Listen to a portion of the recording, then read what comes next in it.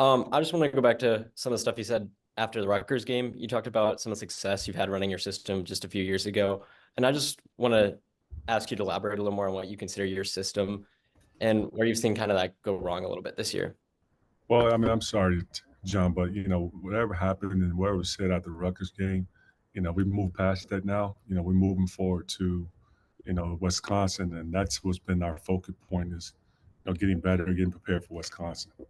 So if you have any questions regarding Wisconsin, please ask. Yeah. Hey, Juwan. Starting with Wisconsin, the next 6 games are all quad one games. So I guess what do you look at as far as sort of that tough task and maybe playing spoiler and sort of that helping motivate when some of the initial preseason goals may be out of reach? No, we're looking forward to playing against one of the best teams in our conference. Wisconsin has always had success over the years. This year, they're playing extremely good basketball. They're fortunate enough to have a lot of their returning starters back from last season. Some of them have been with the program for 3 years, 4 years, and that helps. That helps with the continuity. That helps with guys understanding and knowing the system. And Greg Gard, being a great coach he is, he's been able to have his guys get off to a good start and play some good basketball because of the way how they defend and also offensively on some of the good stuff that they run as far as putting defenses in the tough situations.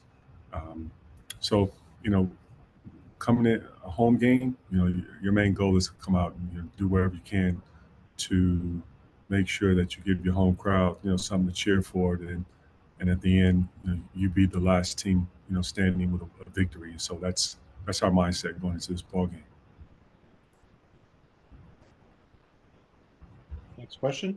Juwan, Wisconsin, very veteran team, but I guess so are you guys to a certain extent with some guys who've been in college 5 years, 4 years, 6 years, whatever. I guess does that add to the frustration or your confusion about why you guys haven't been as good as you thought you could be, given that you do have a veteran team?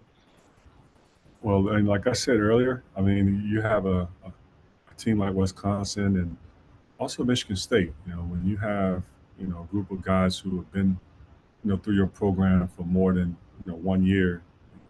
For Wisconsin, for example, they have some that have been through their program for 4 years, 3 years, and you have a starting lineup that 1, 2, 3, 4 of the guys have been playing with each other, for 2 to 3 years, and that's helps a lot, because you know each other, your roles. You have bought into your roles offensively, as far as the style of play. You're very familiar with it. From a defensive standpoint, you have a good comfort level of, how the defensive schemes are. And also you have a comfort level of your opponents, within your conference, as far as how you prepare for your opponents. And that helps a lot in college basketball. And, you look at some of the teams that have had success early on, and then also have the stability of continuing to have consistent successes because of the teams that are fortunate enough to have guys that stick around and been with the program for some time.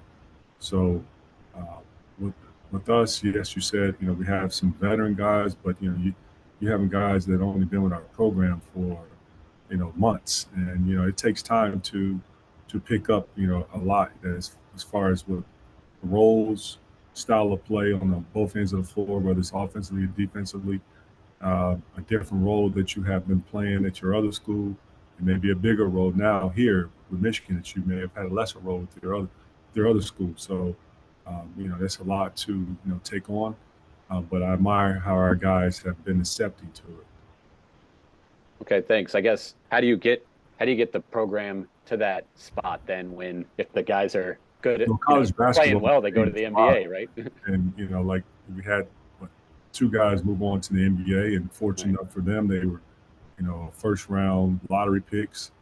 You have another guy who's moved on and transferred to Kansas for whatever personal reason that is. But he was also one of our, top scorers for several years in our program. And then now you have to build a new team. And, in college basketball, it's different from, football where, fortunate enough, those guys end up staying for 3 years. And then, you may have to deal with the portal depending on the strength of numbers. In basketball, it's almost like it's free agency every year. And you see that a lot with a lot of programs where there's a lot of new faces each and every year where you have to keep rebuilding the team. And it takes time for you to have a team where, teams hit the ground running right off, but we're not going to let up. We just have to evolve with time, and we will continue to keep grinding and building our team with guys that really enjoy being a part of the Michigan basketball program. Thank you.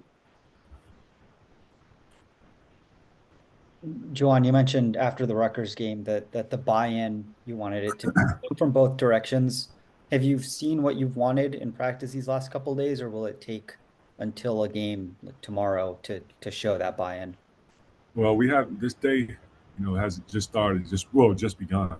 But yesterday we had a really good practice and had a great film session. So we're banking on it. We'll have another good day of prep, which I feel confident that we will. And tomorrow it's going to be a really good, tough matchup for us, and get a chance to see as far as what we worked on the last 2 days. The guys are going to be ready to go out and compete from start to finish, because this is a really good team that we're facing, and we're all aware of that. Hey, Juwan, you mentioned earlier this season about the importance of staying positive when you guys are kind of in a rut. Is that becoming more challenging for the players as these losses stack up, or do you feel like guys are still kind of keeping their spirits up? No, guys are still picking their spirits up and still staying positive through, tough, challenging times. Every guy on our team is extremely competitive, prideful, don't like, how, and didn't expect a season as far as what our record is today. But understanding that there's a lot of season to be played, and no one does not have that mindset of giving up or looking forward to the summer or off season or whatever. We're taking it game by game, and with that, knowing that we have opponents to play, and we're going to play for pride as well as that what's seen on that front of that jersey as well as what's on the back of that jersey. Right. And I know as you guys kind of search for these solutions, I guess, how do you balance kind of sticking to what you've been doing and kind of just keeping faith that things will turn in your favor versus kind of trying to shake things up, try to find things that work? Well, I mean, we're always looking for ways of how we can improve, and that's why we have film sessions as well as practice, and every day is being evaluated. Does anybody have anything else? I have a quick question. Go ahead. Hi, Coach. Just looking at the Big Ten stand-ins, is that ever important for the team, and how are you guys keeping that optimism? I'm sorry, what's the first part of your question? Talking about Big Ten stand-ins, is that ever like a big discussion within the team? Oh, we discuss everything, and we discuss what things that revolves the team goals as well as individual goals.